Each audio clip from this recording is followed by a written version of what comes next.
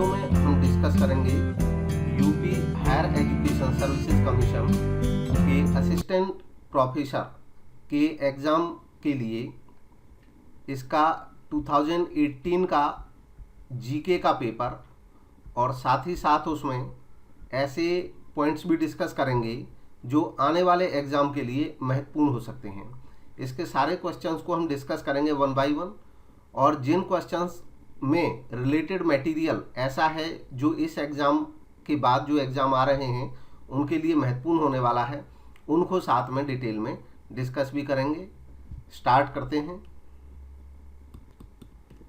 सबसे पहला क्वेश्चन है, Indian education commission 1964-66 is generally known as, इसको सामान्यतया किस नाम से जाना जाता है?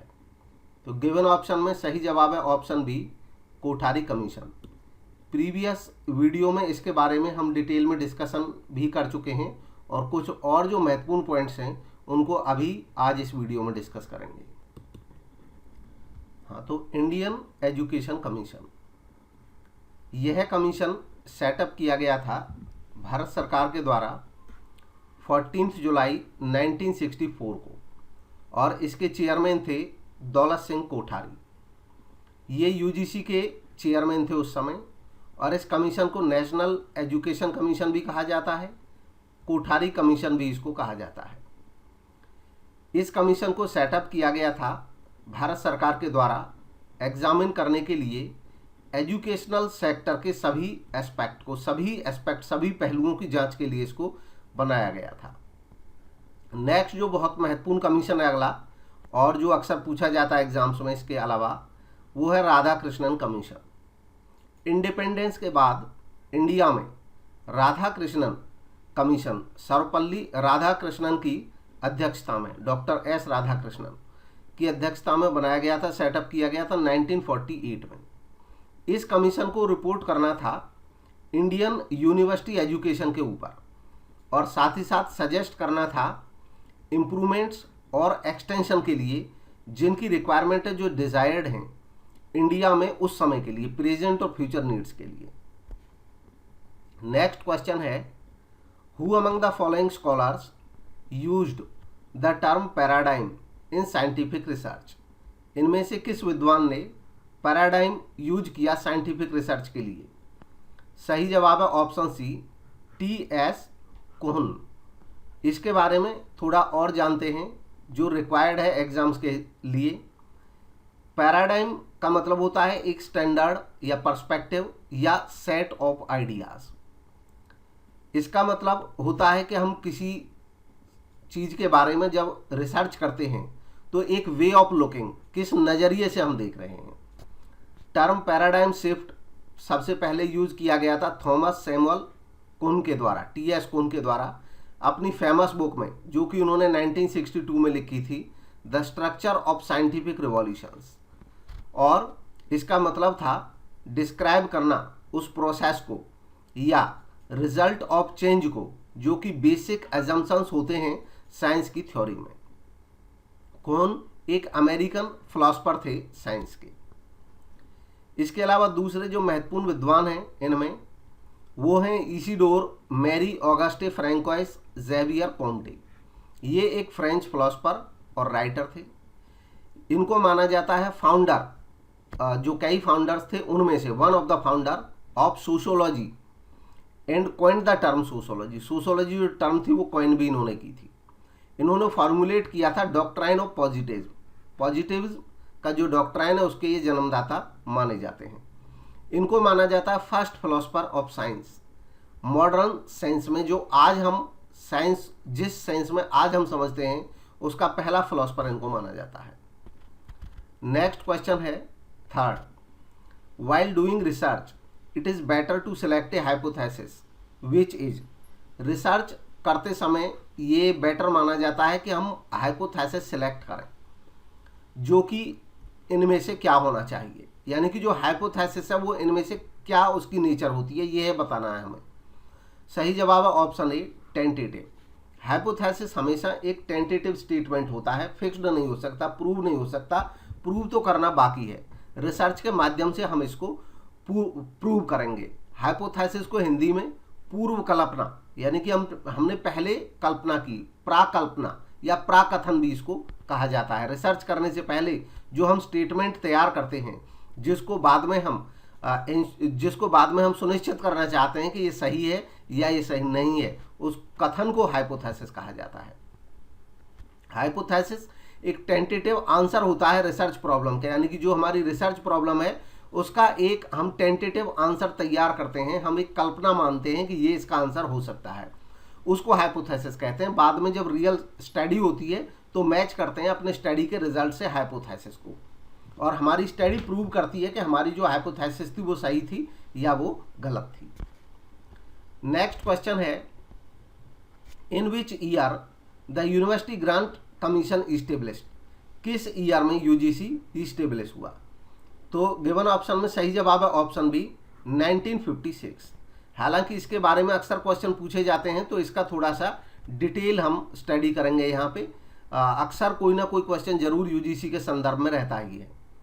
यूनिवर्सिटी ग्रांट कमीशन एक स्टैट्यूटरी बॉडी है। स्टैट्यूटरी बॉडी ऐसी संस्थाओं को बोला जाता है जिनका निर्माण किसी स्टैट्यूट के अधीन होता है और उन पे उस स्टैट्यूट का मतलब होता है विधान, कानून, एक्ट, लॉ, उसके प्रावधान लागू होते हों। इसको सेटअप किया गया था डिपार्टमेंट ऑफ हायर एजुकेशन के द्वारा। डिपार्टमेंट ऑफ हायर एजुकेशन जो कि ministry of education government of India के अंतर्गत एक डिपार्टमेंट है। यूजीसी हालांकि पहले बन चुका था, लेकिन 1956 में ये एक स्टैट्यूटरी बॉडी बना था क्योंकि यूजीसी एक्ट पास हुआ था 1956 में। इस एक्ट यूजीसी का एम्ब्लेम है ये भी पता रहना चाहिए, और इसकी जो टैग लाइन है इसके बारे में भी जानकारी रहनी चाहिए, ज्ञान विज्ञान विमुक्तये। अब यूजीसी के मैंडेट के बारे में जानते हैं, यानी कि यूजीसी का मकसद क्या है, यूजीसी के क्या फंक्शंस हैं, किन चीज़ों पर फोकस करता है यूजीसी।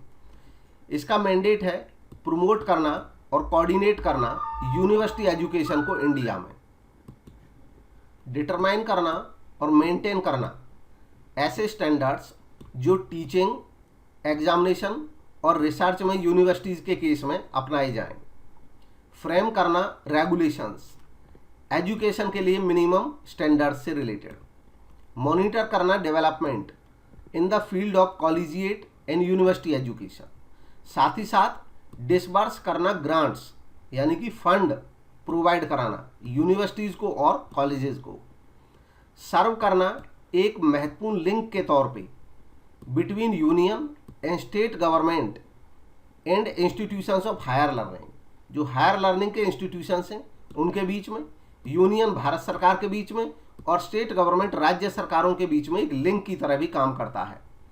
एडवाइज करना सेंट्रल और स्टेट गवर्नमेंट को उन मेजर्स के बारे में जो आवश्यक हैं यूनिवर्सिटी एजुकेशन के इम्प्रूवमेंट के लिए।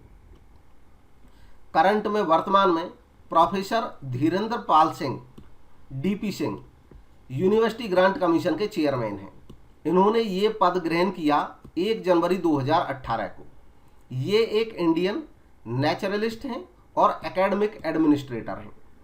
इससे पहले इन्होंने सर्व किया है एक वाइस चांसलर के तौर पे 3 अलग अलग यूनिवर्सिटीज़ में, डॉक्टर हरिशंकर गौर यूनिवर्सिटी, बनारस हिंदू यूनिवर्सिटी और देवी अहिल्या विश्वविद्यालय।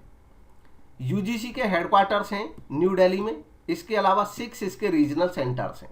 रीजनल सेंटर्स हैं पुणे, भोपाल, कोलकाता, हैदराबाद, गुवाहाटी और बेंगलोर में।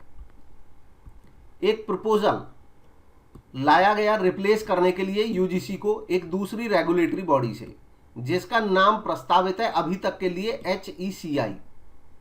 हालांकि HECI मतलब higher education commission of India, हालांकि ये अभी तक कंसीडरेशन में है और कोई फाइनल डिसीजन इस पर नहीं हुआ है। यूजीसी प्रोवाइड करता है डॉक्टरल और post doctoral scholarships. Doctoral scholarship PhD के लिए स्कॉलरशिप देता है JRF के आधार पर। जो लोग नेट और JRF का एग्जाम देते हैं, अगर JRF क्वालिफाई कर लेते हैं तो उनको PhD करने के लिए, रिसर्च वर्क के लिए जो फेलोशिप मिलती है वो डॉक्टरल फेलोशिप होती है। पोस्ट डॉक्टरल स्कॉलरशिप भी ये देता है, और पोस्ट डॉक्टरल स्कॉलरशिप उन लोगों के लिए होती है जो PhD कर चुके होते हैं उसके बाद आगे रिसर्च करना चाहते हैं।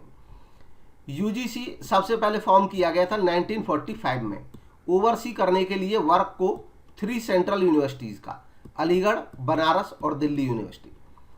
इसकी रेस्पॉन्सिबिलिटी एक्सटेंड की गई 1947 में कि ये इंडियन यूनिवर्सिटीज़ को कवर करेगा, सारी इंडियन यूनिवर्सिटीज़ को। अगस्त 1949 में एक रिकमेंडेशन किया गया यूनिवर्सिटी एजुकेशन कमीशन के द्वारा, जो कि 48 में बना था, कि रिकॉन्स्टिट्यूट किया जाए यूजीसी, यूनिवर्सिटी ग्रांट कमीशन। उन्हीं लाइंस पे बनाया जाए जिन लाइंस पे यूनिवर्सिटी ग्रांट कमेटी काम करती है यूके में, यूनाइटेड किंगडम में। 1952 में गवर्नमेंट ने डिसाइड किया कि ऑल ग्रांट्स, जितनी भी ग्रांट दी जाती हैं यूनिवर्सिटीज़ को और हायर लर्निंग इंस्टीट्यूशंस को, वो हैंडल की जाएंगी यूजीसी के द्वारा।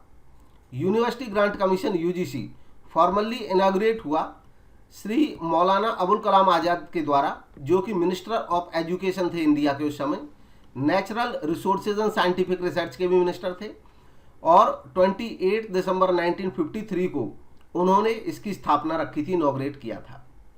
हालांकि नवंबर 1956 में यूजीसी एक स्टैट्यूटरी बॉडी बना, जब university Grant commission act 1956 Indian parliament के द्वारा पास कर दिया गया। दिसंबर 2015 में इंडियन गवर्नमेंट ने सेट किया national institution of ranking framework, और इसका काम है रैंकिंग प्रोवाइड करना इंडिया में यूनिवर्सिटीज़ को और हायर एजुकेशन इंस्टीट्यूशंस को, उनकी जो क्वालिटी है एकेडमिक क्वालिटी, उसके अकॉर्डिंग यह काम करता है यूजीसी के अंडर। नेक्स्ट क्वेश्चन है, which country has recently granted citizenship to humanoid robot Sophia? तो इसका सही जवाब है ऑप्शन सी, सऊदी अरबिया। हालांकि ये क्वेश्चन 18 में आया था, जरूरी नहीं है कि ये क्वेश्चन कोई अब आएगा, लेकिन ये क्वेश्चन ये इंडिकेट करता है कि जो साइंटिफिक रिसर्च हैं और ऐसी रिसर्च जो कॉमन पर्पस में भी महत्वपूर्ण है, उनको भी जीके के अंडर आपको पढ़ना चाहिए। तो पिछले 1 साल के, इसके लिए मैं सजेस्ट करूंगा कि महीने, 2 महीने, 4 महीने से काम नहीं चलेगा, क्योंकि डेफिनेटली ये पेपर काफ़ी दिन पहले बन चुका है। संभव हो तो 1 साल या पिछले 2 साल के जो जनरल नॉलेज के मेन पॉइंट्स हैं उनको एक बार पढ़ लें किन्हीं बुक्स से। जो मेजर हेडिंग्स हैं पिछले 2 साल की जीके के मामले में, उनको एक दफ़ा गो थ्रू कर लें, मेजर हेडिंग्स को केवल, क्योंकि जो मुख्य घटनाएं हैं उन्हीं में से ज़्यादातर क्वेश्चन इसमें पूछे जाते हैं। बहुत डीप में जाने की ज़रूरत नहीं है उसके लिए। तो सी इसका सही जवाब था। 2017 में सोशल रोबोट सोफिया को सिटीजनशिप मिली थी सऊदी अरबिया की। ये पहला रोबोट था जिसको लीगल पर्सनहुड मिला पूरी दुनिया में। नेक्स्ट क्वेश्चन है, who is the head of western Ghat ecology panel? Western Ghat ecology panel के संदर्भ में इस पैनल का जो हेड है वो कौन है? तो सही जवाब है माधव गाडगिल। हालांकि ये उस समय थे। यह पैनल बनाया गया था, इसको गाडगिल के नाम से गाडगिल कमीशन भी बोल दिया जाता है। यह बनाया गया था मार्च 2010 में। मार्च 2010 में इसको बनाया गया था और इसने अपनी रिपोर्ट सबमिट कर दी थी अगस्त 2011 में। इसके बाद इनकी रिपोर्ट के लिए एक कमीशन बनाया गया, इनकी रिपोर्ट की व्याख्या करने के लिए, कस्तूरी रंगन कमीशन। और कस्तूरी रंगन कमीशन का काम था कि जो माधव गाडगिल की रिपोर्ट थी उस रिपोर्ट को एनालाइज करना और उसके बाद अपनी रिपोर्ट देना। वेस्टर्न घाट इकोलॉजी एक्सपर्ट पैनल ये कॉन्स्टिट्यूट किया गया था ministry of environment and forest के द्वारा 2010 में, जिसके 14 मेंबर्स थे। वेस्टर्न घाट इकोलॉजी एक्सपर्ट पैनल ये 2011 में इन्होंने अपनी रिपोर्ट सबमिट कर दी थी। पैनल का जो मेजर फंक्शन है वो है, इनका जो मेजर वर्क था वो था कि पैनल ने क्लासिफाई किया था पूरे वेस्टर्न घाट को इकोलॉजिकली सेंसिटिव एरियाज में, जिनको ESA के नाम से बोला जाता है। 3 एरियाज में इनको बांटा था, 1, 2 एंड 3। ESA 1 जो था ये हाई प्रायोरिटी वाला एरिया था जिस पे बहुत ज़्यादा फोकस की ज़रूरत थी। ऑलमोस्ट ऑल डेवलपमेंटल एक्टिविटीज़, चाहे माइनिंग हो, थर्मल पावर प्लांट्स हो, इन सबको रिस्ट्रिक्ट किया गया इस पैनल के अनुसार। नेक्स्ट क्वेश्चन था, विच princely state was taken by the British rulers under the doctrine of lapse? Doctrine of lapse के अंतर्गत कौन सा स्टेट ले लिया गया था अंग्रेजों के द्वारा? तो इसमें दो जवाब सही हैं, ऑप्शन ए झांसी और ऑप्शन सी उदयपुर, ये दोनों ही सही हैं। हालांकि ये उदयपुर राजस्थान वाला उदयपुर नहीं है। कंपनी ने टुक ओवर किया था प्रिंसली स्टेट्स को, जिसमें सबसे पहला स्टेट जो टेक ओवर किया गया था वो था सतारा। इसके बाद जैतपुर, संबलपुर, बागहट, उदयपुर, ये उदयपुर छत्तीसगढ़ वाला 1852 में, झांसी 1853 में, देन नागपुर, टोरे एंड आरकाट। सतारा पहला स्टेट था जो एनेक्स किया गया था लॉर्ड डलहौजी के द्वारा डॉक्ट्राइन ऑफ लैप्स की नीति के तहत 1848 में। नेक्स्ट क्वेश्चन है, which is the 7th planet from the sun? Sun से 7वां प्लेनेट कौन सा है? तो गिवन ऑप्शन में सही जवाब है ऑप्शन ए यूरेनस। अक्सर जो प्लैनेट्स हैं इनके ऊपर भी एक आध क्वेश्चन रहता ही है इन एग्जाम्स में, तो प्लैनेट्स के लिए यहाँ से आप चेक कर सकते हैं, देख सकते हैं ये सन से दूरी किस हिसाब से है, और 7वां जो यूरेनस है उसकी काउंटिंग बाकियों को भी आप देख सकते हैं यहाँ से, और इनका क्रम भी जरूर याद रहना चाहिए। एक बार इस पिक्चराइजेशन माइंड में रखेंगे तो वो याद भी रहेगा, एक दफ़े इस तरीके से ऑर्डर में लिख भी लेंगे, और इसको याद करने का एक तरीका भी है, आप इस तरीके से याद कर सकते हैं इनके जो सीक्वेंस है उसको याद रखने के लिए। एम वेम, जे सन, एम वेम जे सन, 4 ये इंटरनल और 4 एक्सटर्नल। इसमें मरकरी 1 नंबर पे है पहला, वीनस, उसके बाद है अर्थ, उसके बाद है मार्स, देन फिर जुपिटर, सैटर्न, यूरेनस और नेपच्यून, ये इनका ऑर्डर है। 7वां यहाँ पे यूरेनस उन्होंने पूछा था, बाकियों का क्रम भी आप याद रखें। सबसे नज़दीक कौन सा है ये भी याद रखें, मरकरी, और सबसे दूर कौन सा है, नेपच्यून, ये भी याद रखें। इसके अलावा 8 प्लैनेट्स हैं, mercury, Venus, earth, Mars, Jupiter, Saturn, Uranus and Neptune. Mercury सबसे क्लोज है सन के लिए और नेपच्यून सबसे दूर है। द इनर कहा जाता है 4 रॉकी प्लैनेट्स को। ये रॉक वाले जो प्लैनेट्स हैं, रॉकी प्लैनेट जो हैं, ये पहले 4 प्लैनेट्स हैं, मरकरी, वीनस, अर्थ और मार्स। आउटर प्लैनेट्स कहा जाता है जिनमें 2 गैस जायंट्स हैं, गैस ज़्यादा है जहाँ पे, जुपिटर और सैटर्न, और 2 आइस जायंट्स हैं जहाँ पे आइस ज़्यादा है, यूरेनस और नेपच्यून। मरकरी के बारे में, मरकरी स्मॉलेस्ट प्लैनेट है पूरे सोलर सिस्टम में और सबसे क्लोज है सन का, only slightly larger than Earth's moon. Earth का जो मून है उससे बस थोड़ा ही लार्ज है ये साइज में। Mercury is the fastest planet, सबसे तेजी से चक्कर लगाने वाला, सूर्य का जो सबसे तेजी से चक्कर लगाता है वो भी मरकरी है। देन वीनस स्पिन करता है slowly in the opposite direction from most planets, ज़्यादातर प्लैनेट्स के ये अपोजिट डायरेक्शन में चलता है Venus. A thick atmosphere trap heat in A run away green house effect, making it the hottest planet in our solar system, ये हमारे solar system में hottest planet है।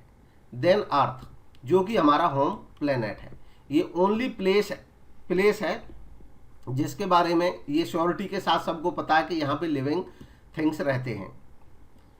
It is also the only planet in our solar system with liquid water, ये अकेला ऐसा हमारे solar system में planet है जहाँ पे वाटर लिक्विड में मौजूद है सरफेस पे। देन मार्स एक डस्टी, कोल्ड और डेजर्ट वर्ल्ड है जिसका थिन एटमॉस्फेयर है। यहाँ पे स्ट्रॉन्ग एविडेंस है मार्स पे कि billions of years ago wetter और वार्मर था ये कभी। Jupiter is more than twice as massive than the other planets of our solar system combined, size में काफी बड़ा है। Giant planets great red spot is a centuries old storm bigger than the Earth. इसके अलावा Saturn adorned with a dazzling complex system of icy rings, icy rings जो कि Saturn में खाली दिखाई देती हैं। Saturn is unique in our solar system. The other giant planets have rings but none are spectacular as Saturn. जो Saturn है उस पर हमें ये दिखाई देती हैं रिंग्स, बाकियों में भी हैं लेकिन बाकियों में हमें नज़र नहीं आती हैं, लेकिन सैटर्न में साफ नज़र आती है। नेक्स्ट है यूरेनस, जो कि 7th प्लैनेट है सन से। ये रोटेट करता है नियरली 90 डिग्री एंगल पे और यूनिक टिल्ट बनाता है यूरेनस, जो कि अपीयर होता है to spin on its side, अपने साइड पे स्पिन होता है। Then Neptune, Neptune 8th and most distant major planet है जो को सन को ऑर्बिट करता है। ये डार्क कोल्ड प्लैनेट है, whipped by supersonic winds, supersonic winds इस पे चलती हैं। It was the first planet located through mathematical calculations, mathematical calculation से सबसे पहला लोकेट किया गया प्लैनेट है ये, रादर देन बाई टेलीस्कोप, ना कि टेलीस्कोप के द्वारा, मैथमेटिकल कैलकुलेशंस के द्वारा लोकेटेड फर्स्ट प्लैनेट है। नेक्स्ट है right to property is A. अब राइट टू प्रॉपर्टी किस टाइप का राइट है? सही जवाब है ऑप्शन बी, कॉन्स्टिट्यूशनल राइट। ये एक कॉन्स्टिट्यूशनल राइट है। राइट्स के ऊपर भी अक्सर कोई ना कोई क्वेश्चन पूछ ही लिया जाता है, तो इसमें कॉन्स्टिट्यूशनल राइट्स, कॉन्स्टिट्यूशनल राइट्स वो राइट्स हैं जो सिटीजन्स को कॉन्स्टिट्यूशन के द्वारा दिए गए हैं।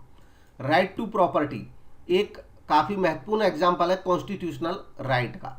ये कवर होता है article 300A constitution of India के आर्टिकल 300A के तहत। एंड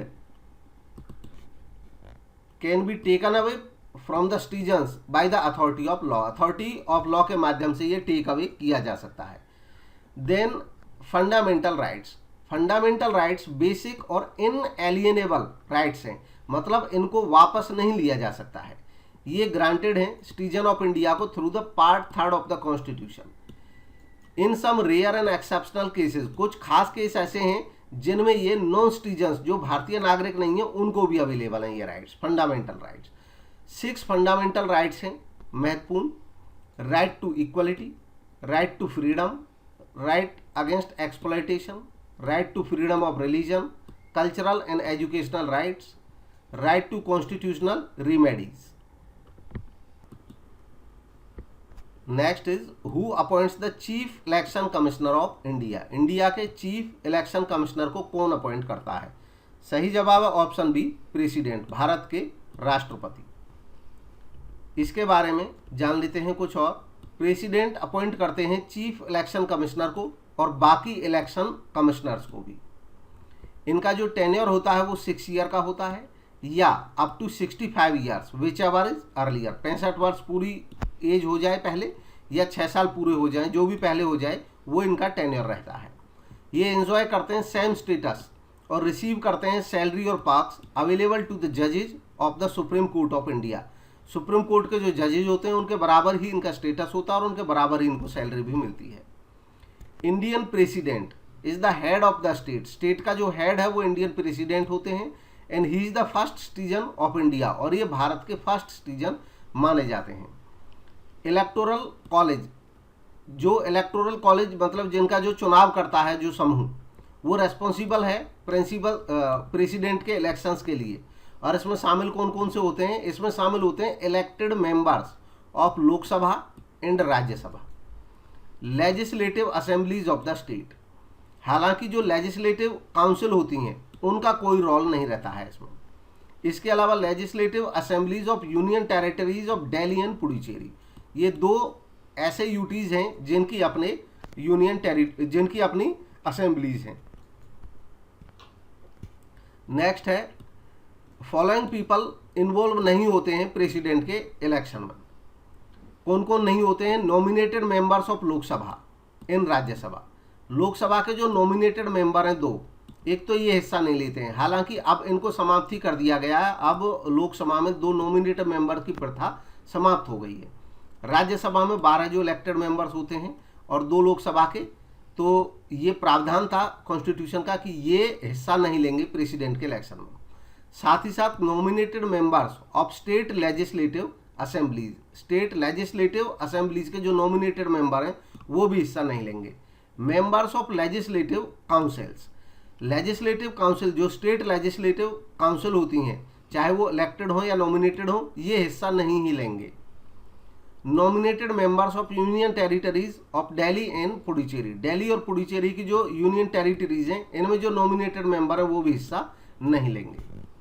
अब प्रेसिडेंट ऑफ इंडिया किस किस को अपॉइंट करते हैं, तो आमतौर पर जो ज़्यादातर पूछे जाते हैं एग्जाम्स में उनमें से हैं CAG, controller and auditor general of India, Bharat के सबसे बड़े लेखा अधिकारी होते हैं जो सरकारी अकाउंट्स का ऑडिट करते हैं। Chief election commissioner and other election commissioner की नियुक्ति करते हैं राष्ट्रपति। Chairman and members of UPSC, UPSC के चेयरमैन और इनके मेंबर्स की नियुक्ति करते हैं राष्ट्रपति। स्टेट गवर्नर, स्टेट के जो गवर्नर्स हैं उनकी नियुक्ति करते हैं राष्ट्रपति। Finance commission of India, finance commission of India के चेयरमैन और इनके मेंबर्स की नियुक्ति भी करते हैं राष्ट्रपति। नेक्स्ट है, एज पर 2011 census which district of UP has the highest female literacy rate, UP के किस प्रदेश में हाईएस्ट फीमेल लिटरेसी रेट है, तो इसका जो जवाब दिया था वो आंसर की में कानपुर दिया था, लेकिन बाद में ये क्वेश्चन डिलीट हो गया था फाइनली। इससे रिलेटेड कुछ फैक्ट जो पॉपुलेशन से रिलेटेड हैं वो नए डेटा जरूर एक दफ़े चेक कर लें, उत्तर प्रदेश के खास तौर पे, इंडिया के भी देख लें जो मेजर हैं, और इसके अलावा यूपी के भी देख लेने चाहिए। कुछ डेटा यहाँ पे हम डिस्कस कर देंगे। Mean literacy rate of female in Uttar Pradesh is 59.26%, यानी कि एज एन एवरेज जो पूरे उत्तर प्रदेश का ये 2011 की जो जनसंख्या है उसके अकॉर्डिंग है। नेक्स्ट है, highest literacy rate for males and females reported in Gautam Buddh Nagar, Noida and Ghaziabad, over 90% and 81%। Gautam Buddh Nagar यानी कि नोएडा में जो मेल्स हैं उनका हाईएस्ट लिटरेसी रेट था, और गाजियाबाद में फीमेल्स का हाईएस्ट लिटरेसी रेट था।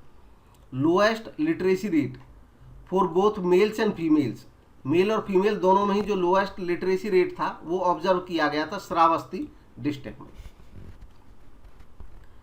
नेक्स्ट है, which of the following states provide largest contribution to wind energy in the country, wind energy के मामले में लार्जेस्ट कंट्रीब्यूशन कौन सा स्टेट करता है, सबसे ज़्यादा विंड एनर्जी कहाँ पे बनती है इंडिया में, तो सही जवाब है ऑप्शन डी, तमिलनाडु। इसके अलावा कुछ महत्वपूर्ण जानकारी इससे related, country currently 4th highest और इंस्टॉल्ड कैपेसिटी रखता है वर्ल्ड में, टोटल इंस्टॉल्ड कैपेसिटी है 39.25 गीगावाट, ये 31 मार्च 2021 तक का डेटा है, और जनरेट करता है अराउंड 60.149 बिलियन यूनिट्स ड्यूरिंग 2021, एक साल के दौरान। तमिलनाडु टॉप करता है लिस्ट को, यानी कि जो स्टेट्स हैं भारत में उनमें जो टॉप स्टेट है विंड एनर्जी के मामले में वो तमिलनाडु है, और भारत की जो स्थिति है दुनिया में वो 4th है, चौथा सबसे बड़ा, और भारत में सबसे टॉप पे जो है वो तमिलनाडु है। Gujarat houses the second largest जो कैपेसिटी है वो गुजरात की है विंड पावर जनरेशन में। इसके अलावा टॉप 5 कंट्रीज जिनमें सोलर पावर कैपेसिटी, ये भी एक महत्वपूर्ण विषय है। एक तो इंटरनेशनल सोलर अलायंस, ये इसका ऑफिस कहाँ पे है, इंटरनेशनल सोलर अलायंस का जो हेड ऑफिस है वो गुड़गांव हरियाणा इंडिया में है, ये याद रखें। इंटरनेशनल लेवल की एक संस्था इंटरनेशनल सोलर अलायंस, ये नया टॉपिक है, पूछा जा सकता है इस पे क्वेश्चन। बाकी टॉप 5 कंट्रीज सोलर पावर के मामले में 2019 में सबसे टॉप पे चाइना है, फिर यूएस है, फिर जापान है, फिर जर्मनी है, और इंडिया का इसमें 5वां नंबर है। इसके अलावा top 5 states for solar power production in India, Bharat के जो स्टेट्स हैं उनमें टॉप 5 स्टेट कौन कौन से हैं। नंबर 1 पे कर्नाटका है, नंबर 2 पे तेलंगाना है, नंबर 3 पे राजस्थान है, नंबर 4 पे आंध्र प्रदेश है, नंबर 5 के गुजरात है। नेक्स्ट है, which of the following states has the largest area under forest, इनमें से कौन सा स्टेट ऐसा है जिसका फॉरेस्ट के तहत लार्जेस्ट एरिया है जिसके पास, सही जवाब है option C, Madhya Pradesh. Area wise Madhya Pradesh के पास लार्जेस्ट फॉरेस्ट कवर है कंट्री में, और इसके बाद जो बारी आती है मध्य प्रदेश के बाद सेकंड नंबर पे, यहाँ पे एरिया वाइज बात हो रही है, ध्यान रखें। Arunachal Pradesh, then Chhattisgarh, then Orissa, then Maharashtra. हालांकि फॉरेस्ट कवर परसेंटेज के मामले में, टोटल ज्योग्राफिकल एरिया का परसेंटेज एरिया किस स्टेट में ज़्यादा है, इसके मामले में टॉप जो स्टेट्स हैं वो है टॉप पे मिजोरम 85% पे, Arunachal 79, Meghalaya 76, then Manipur 75, then Nagaland 75। Next question है, which of the following tributaries of Indus does not flow through Pakistan. इनमें से पूछा है कि इंडस की ऐसी कौन सी ट्राइब्यूटरी है जो पाकिस्तान से होकर नहीं फ्लो करती है। सही जवाब है ऑप्शन बी, ब्यास। ब्यास ऐसी ट्राइब्यूटरी है इंडस की जो कि इंडिया में ही है और पाकिस्तान से होकर नहीं बहती है। Indus is the western most river system in the sub continent, यानी कि सब वेस्टर्न मोस्ट इंडिया के जो वेस्ट में है रिवर सिस्टम वो है इंडस रिवर सिस्टम। झेलम, चेनाब, रावी, ब्यास, सतलुज, ये इसके मेन ट्राइब्यूटरीज हैं। ब्यास ओरिजिनेट होता है रोहतांग पास से at the height of 4062 metre above sea level on the southern end of the Pir Panjal range, और ये है close to source of the Ravi, Ravi के सोर्स के पास ही है। ये क्रॉस करता है Dhauladhar range and it takes a south western direction and meets the Sutlej river at Harike Punjab, Punjab के हरिके में सतलुज में ही जाकर के ये मिल जाता है। It is comparatively small river, तुलनात्मक रूप से ये एक स्मॉल रिवर है जो कि 460 किलोमीटर लॉन्ग बहता है, but lies entirely with in the Indian territory, लेकिन पूरी तरह से भारतीय क्षेत्र में ही बहता है। इसके अलावा इनके ऊपर अक्सर क्वेश्चन पूछे जाते हैं नदियों के ऊपर, तो मेजर रिवर और उनके ट्राइब्यूटरी ये पता रहने चाहिए। ब्रह्मपुत्रा, इसके ट्राइब्यूटरीज हैं दिबांग, लोहित, जिया भोरेले, डिको, सुबनसिरी, मानस। कावेरी के ट्राइब्यूटरीज हैं काबिनी, हेमवती, शिमसा, अर्कावती, भवानी। चंबल के ट्राइब्यूटरीज हैं बनास, कालीसिंध, शिप्रा, पार्वती, मेज। दामोदर के ट्राइब्यूटरीज हैं बराकर, कोनर। गंगा की ट्राइब्यूटरीज हैं गोमती, घाघरा, गंडक, कोसी, यमुना, सोन और रामगंगा। गोदावरी की ट्राइब्यूटरीज हैं इंद्रावती, मंजीरा, बिंदुसार, सरवारी, पेंगंगा और प्राणहिता। इंडस की ट्राइब्यूटरीज हैं सतलुज, द्रास, जंस्कार, श्योक, गिलगिट और सूरू। कृष्णा की ट्राइब्यूटरीज हैं तुंगभद्रा, घाट प्रभा, मालप्रभा, भीमा, वेदवती, कोयना। और महानदी की ट्राइब्यूटरीज हैं शिवनाथ, हसदेव, जोंक, मांड, इब, ओंग, तेल। नर्मदा की ट्राइब्यूटरीज हैं अमरावती, भूखी, तावा, बांगे। रावी की ट्राइब्यूटरीज हैं बुधिल, नाई और धोना, सियोल, उज। यमुना की ट्राइब्यूटरीज हैं चंबल, सिंध, बेतवा, केन, टॉन्स और हिंडन। नेक्स्ट देखते हैं 15th क्वेश्चन है, which of the following state is the largest producer of iron ore in India. India में आयरन ओर का लार्जेस्ट प्रोड्यूसर कौन सा स्टेट है। सही जवाब है ऑप्शन ए, उड़ीसा। तो मेटल्स के मामले में कोई ना कोई क्वेश्चन रहता ही है, तो इससे रिलेटेड कुछ जानकारी। Orissa is the largest producer of iron ore in India. About 95% of total reserve of iron ore, total जो रिजर्व है आयरन ओर के उसका लगभग 95% is in the states of Orissa, Jharkhand, Chhattisgarh, Karnataka, Goa, Telangana, Andhra Pradesh and Tamil Nadu में। इसके अलावा कुछ खास आइटम्स और प्रोडक्शन में जो टॉप स्टेट्स हैं उनके, कोल में टॉप पे है झारखंड, बॉक्साइट एल्युमिनियम ओर में उड़ीसा टॉप पे, क्रोमाइट क्रोमियम ओर में उड़ीसा टॉप पे, आयरन ओर में उड़ीसा टॉप पे, मैंगनीज में भी उड़ीसा टॉप पे। Lead and zinc Rajasthan top पे, जिप्सम राजस्थान टॉप पे, क्वार्ट्स राजस्थान टॉप पे, एस्बेस्टस आंध्र प्रदेश टॉप पे, लाइमस्टोन आंध्र प्रदेश टॉप पे, मीका आंध्र प्रदेश टॉप पे, डायमंड मध्य प्रदेश टॉप पे, कॉपर ओर मध्य प्रदेश टॉप पे, गोल्ड कर्नाटका टॉप पे, rock salt Himachal Pradesh top पे, क्रूड ऑयल राजस्थान टॉप पे एंड नेचुरल गैस में आसाम टॉप पे। नेक्स्ट है which of the following cities is not situated on the right bank of Ganga. इसमें से ये पूछा है कि ये सिटीज के नेम है कुछ, इनमें से कौन सा शहर ऐसा है जो गंगा के राइट बैंक पे सिचुएटेड नहीं है। इसका मतलब बाकी राइट बैंक पे हैं, जो राइट पे नहीं है लेफ्ट पे है उसका पता लगाना है। तो सही जवाब है ऑप्शन सी वाराणसी। इनकी पोजीशन हालांकि बहुत रेयर है कभी पूछी जाए, लेकिन फिर भी पता रहनी चाहिए, एक बार पूछा गया है। यमुना के जो मेजर सिटीज़ हैं यूपी में एक बार वो देख लेने चाहिए। इसके साथ साथ कई दफ़ा ये पूछा जाता है कि जो इंडिया के मेजर सिटीज़ हैं उनके साथ कौन सी रिवर बहती है, तो इसमें मेजर सिटीज़ और उनके साथ बहने वाले रिवर उनके पास से आगरा यमुना, अहमदाबाद साबरमती के तट पे है, इलाहाबाद गंगा और यमुना और सरस्वती तीनों का संगम होता है इलाहाबाद में, अयोध्या सरयू के तट पे है, बद्रीनाथ गंगा तट पे है, कोलकाता हुगली तट पे है, कटक महानदी तट पे है, दिल्ली यमुना तट पे है, डिब्रूगढ़ ब्रह्मपुत्रा तट पे है, फिरोजपुर सतलुज के तट पे है, गुवाहाटी ब्रह्मपुत्रा के तट पे है, हरिद्वार गंगा के तट पे है, हैदराबाद मूसी नदी के तट पे है।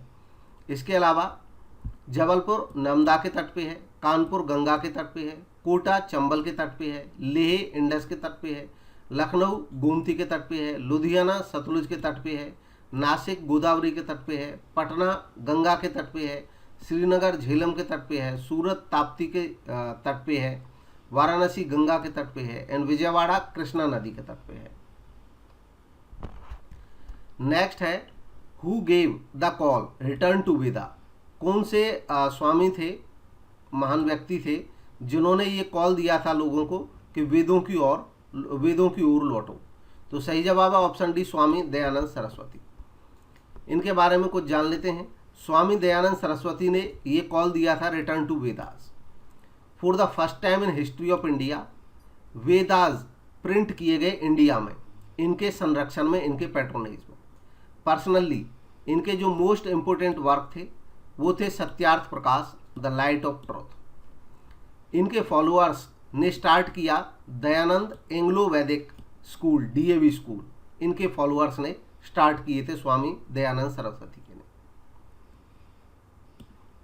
और एक कॉलेज लाहौर में जो कि अब पाकिस्तान में है 1886 में स्टार्ट किए थे। इसके अलावा स्वामी विवेकानंद जिनका बचपन का नाम नरेंद्र नाथ दत्त था, ये एक हिंदू मॉन्क थे। ये डिसिपल थे, शिष्य थे रामकृष्ण के। राजा राम मोहन राय कंसीडर किए जाते हैं फादर ऑफ इंडियन रीनेसेंस, भारत के पुनर्जागरण के फादर इनको माना जाता है। ये रिनाउंड हैं अपने पायनियरिंग रोल के लिए, अपोज करने में प्रैक्टिसेस लाइक सती प्रथा, child marriage, social divisions and for advocating education, इनके मामले में इनको याद किया जाता है। बाल गंगाधर तिलक जिनका नाम था बचपन का केशव गंगाधर तिलक, ये एक पॉपुलर लीडर थे। इन्होंने लड़ाई लड़ी इंडियन इंडिपेंडेंस के लिए, इंडियन इंडिपेंडेंस मूवमेंट के समय। यह एक जर्नलिस्ट थे, एक टीचर थे, सोशल रिफॉर्मर थे, प्ले राइट और लॉयर थे। इनको कंसीडर किया जाता है एक पॉलिटिकल एक्सट्रीमिस्ट के तौर पे। नेक्स्ट है name of the founder of Ghadar party. Ghadar party के फाउंडर का नाम बताना है। सही जवाब है option A Lala Hardayal.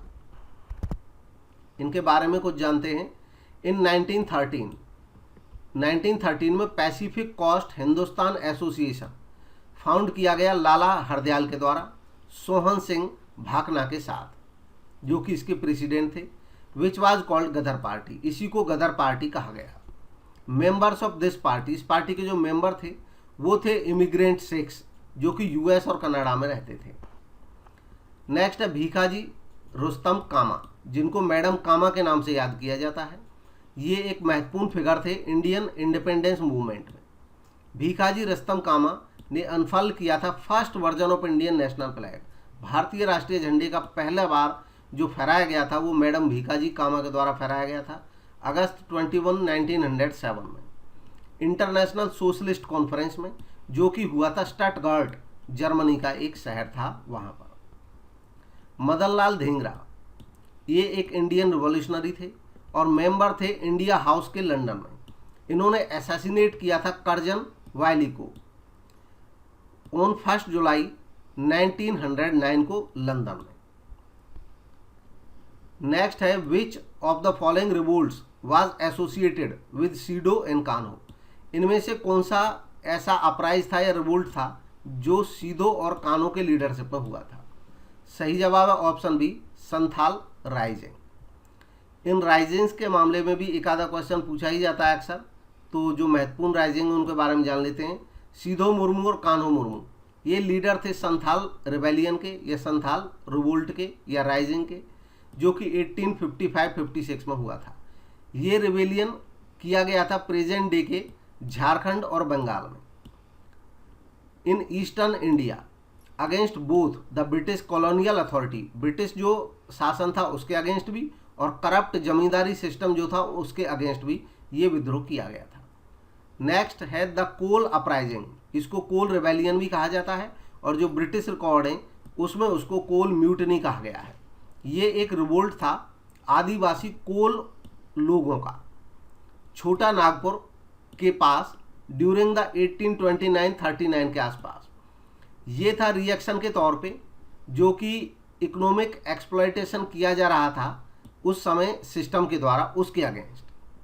Coal rebellion was under the leadership of Buddhu Bhagat and Joa Bhagat and Madara Mahato. जो कोल रिबेलियन था वो इन रिबेलियंस के लीडरशिप में किया गया था। नेक्स्ट है एंग्लो खासी वार। ये था पार्ट इंडिपेंडेंस स्ट्रगल का बिटवीन खासी पीपल एंड ब्रिटिश एम्पायर के बीच, जो कि 2933 में चला।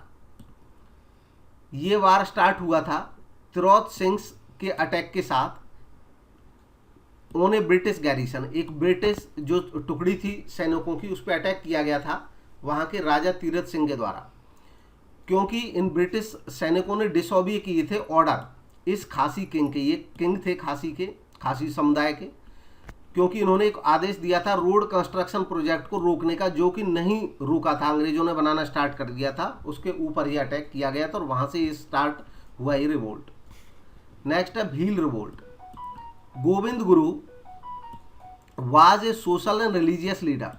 ये एक सोशल और रिलीजियस लीडर थे भील कम्युनिटी के, लगभग 3 दशकों तक ये लीडर रहे। इनका मेजर रोल था यूनाइट करने में भील्स को, जो कि डिमांड कर रहे थे एक सेपरेट एंटिटी ब्रिटिश पीरियड के दौरान। ये मूवमेंट की वजह से एक महत्वपूर्ण घटनाक्रम था जो कि इनफेमस माना जाता है, मानागढ़ मैसेकर, और ये हुआ था 17 नवंबर 1913 को। नेक्स्ट है the parliament of India consist of. Bharat के पार्लियामेंट के कौन कौन से अंग हैं?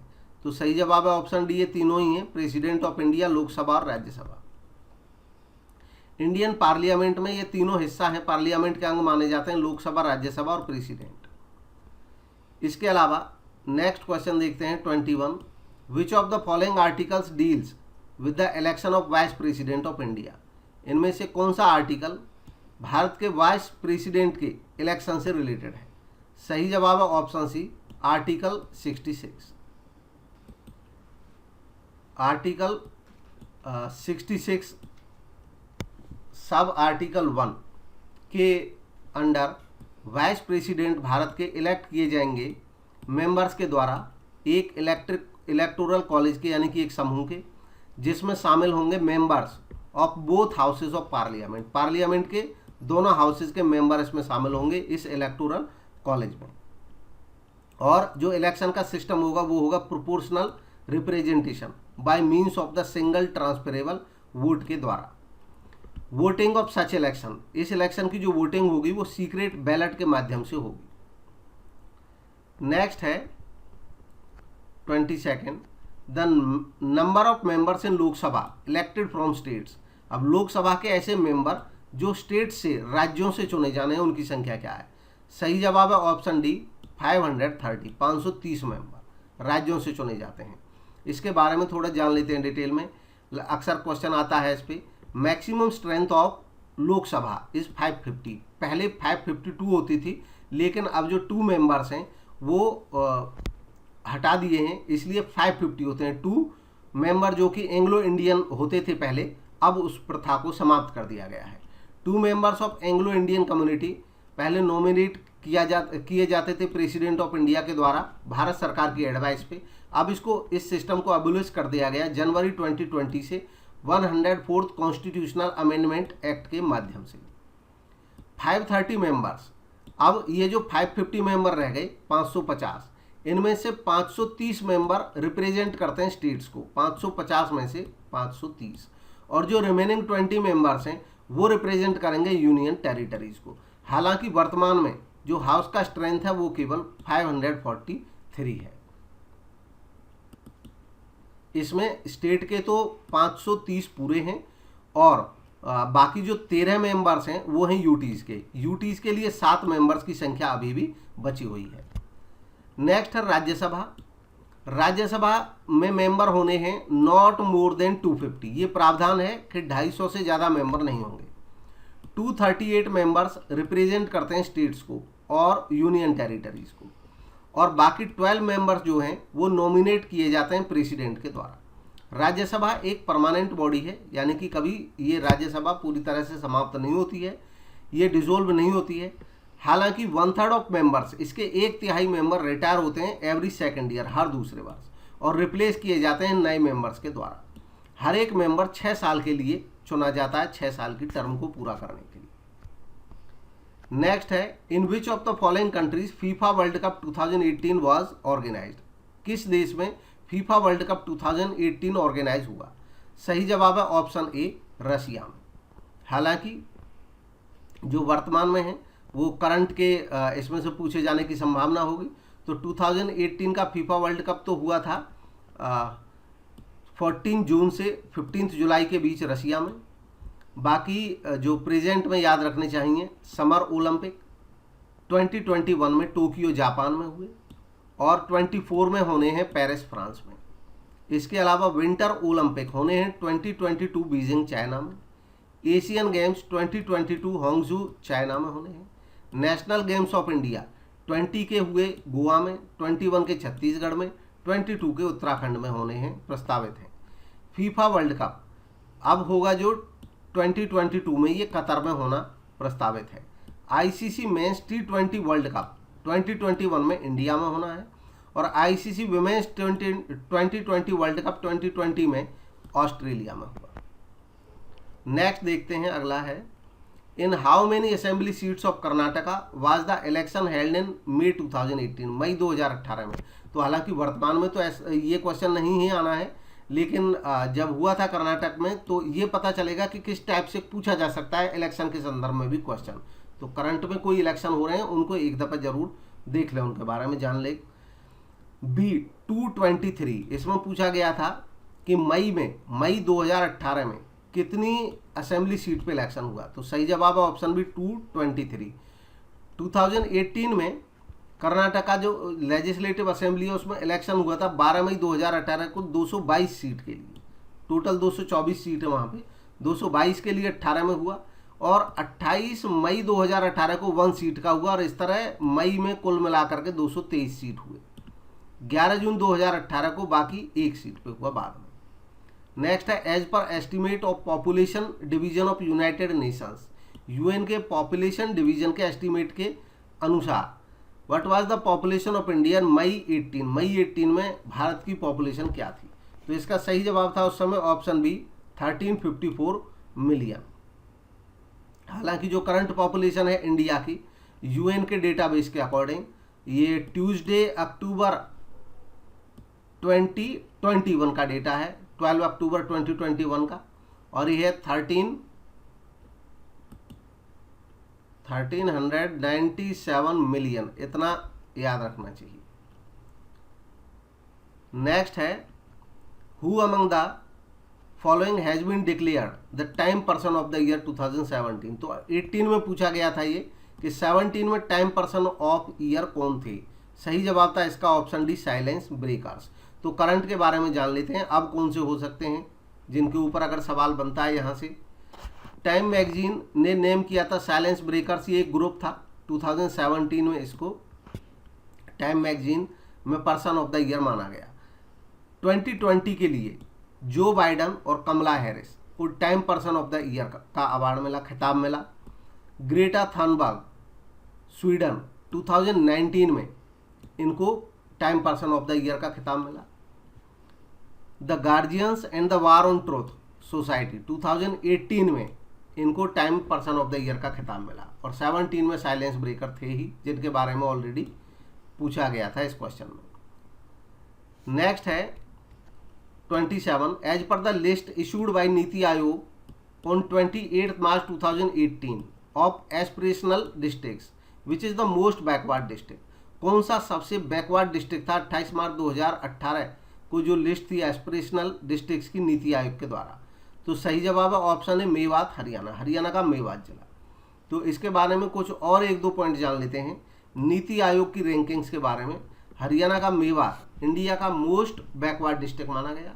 उत्तर Pradesh has topped the ranking of aspirational districts by the government think tank NITI Aayog इन दिसंबर 2020। दिसंबर 2020 में नीति आयोग की जो रिपोर्ट थी उसमें उत्तर प्रदेश ने टॉप किया रैंकिंग ऑफ एस्पायरेशनल डिस्ट्रिक्ट्स के मामले में। एस्पायरेशनल डिस्ट्रिक्ट्स प्रोग्राम लॉन्च किया गया था 2018 में by the centre for transforming these districts, इन डिस्ट्रिक्ट को ट्रांसफॉर्म करने के लिए। Uttar Pradesh has 8 districts among total 112 nationwide. पूरे देश में 112 डिस्ट्रिक्ट का चुनाव हुआ जिसमें उत्तर प्रदेश के 8 डिस्ट्रिक्ट हैं। अब ये 8 डिस्ट्रिक्ट कौन कौन से हैं इनके बारे में जानकारी होनी चाहिए। ये हैं सोनभद्र, श्रावस्ती, फतेहपुर, सिद्धार्थनगर, चित्रकूट, चंदौली, बलरामपुर और बहराइच। नेक्स्ट क्वेश्चन है who among the following is called the father of DNA fingerprint technique. Fingerprint technique, DNA जो फिंगरप्रिंटिंग टेक्निक है, इनके फादर किसको माना जाता है। सही जवाब है option B, Lalji Singh. Doctor Lalji Singh को कंसीडर किया जाता है father of DNA fingerprinting in India, Bharat में। डीएनए फिंगरप्रिंटिंग एक लैबोरेटरी टेक्निक है जो यूज की जाती है इस्टेब्लिश करने के लिए link between the biological evidence and A suspect in criminal investigation. एक डीएनए सैंपल जो लिया जाएगा फ्रॉम द क्राइम सीन, उसको कंपेयर किया जाता है डीएनए सैंपल से सस्पेक्ट जो है, अपराधी कोई सस्पेक्टेड है उसके सैंपल से। अगर दोनों डीएनए प्रोफाइल मैच हो जाते हैं तो ये एक एविडेंस के तौर पे काम करता है। नेक्स्ट है which of the following is not a level of teaching. इनमें से कौन सा टीचिंग का लेवल नहीं है। सही जवाब है ऑप्शन बी, डिफरेंशियल लेवल। ये टीचिंग का लेवल नहीं है। टीचिंग के जो लेवल्स हैं उनमें memory level, understanding level, reflective level. Memory level जो है वो एक थॉटलेस टीचिंग है, मेमोरी बेस्ड है। अंडरस्टैंडिंग लेवल एक थॉटफुल टीचिंग है और रिफ्लेक्टिव लेवल जो है वो अपर थॉटफुल लेवल है। नेक्स्ट और लास्ट क्वेश्चन है इस वीडियो का, who among the following is known for introducing the concept of human development index. इनमें से ह्यूमन डेवलपमेंट इंडेक्स के कॉन्सेप्ट को इंट्रोड्यूस करने के लिए किसको जाना जाता है। सही जवाब है ऑप्शन डी, महबूब उल हक। यह एक पाकिस्तानी इकोनॉमिस्ट थे महबूब उल हक, जिन्होंने क्रिएट किया HDI 1990 में, जिसको फर्दर यूज किया गया मेजर करने के लिए कंट्रीज के डेवलपमेंट के लिए यूनाइटेड नेशंस डेवलपमेंट प्रोग्राम के द्वारा। इसके अलावा कुछ और फेमस जो टर्मिनोलॉजी है भारतीय उपमहाद्वीप की इकोनॉमी से रिलेटेड, उसके बारे में देख लेते हैं।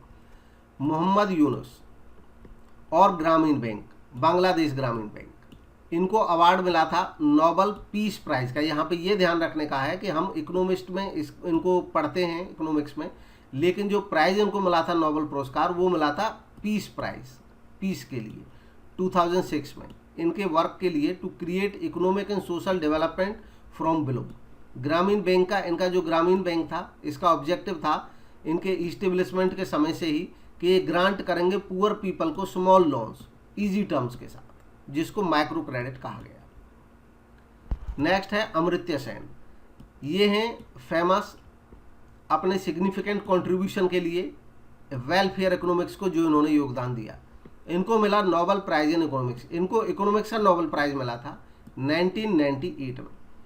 इन्होंने डेवलप किया था more sophisticated measure of poverty और वर्क किया causes and prevention of famines पे। इसके अलावा अभिजीत विनायक बनर्जी, ये एक इंडियन अमेरिकन इकोनॉमिस्ट हैं, करंटली सर्व करते हैं मैसाचुसेट्स इंस्टीट्यूट ऑफ टेक्नोलॉजी में as the Ford Foundation international professor of economics. Banerjee along with his wife Esther Duflo, इनकी वाइफ एस्थर डफ्लो के साथ और माइकल क्रेमर के साथ इनको मिक्स तौर पे नोबेल मेमोरियल प्राइज मिला था 2019 में इकोनॉमिक साइंसेस का।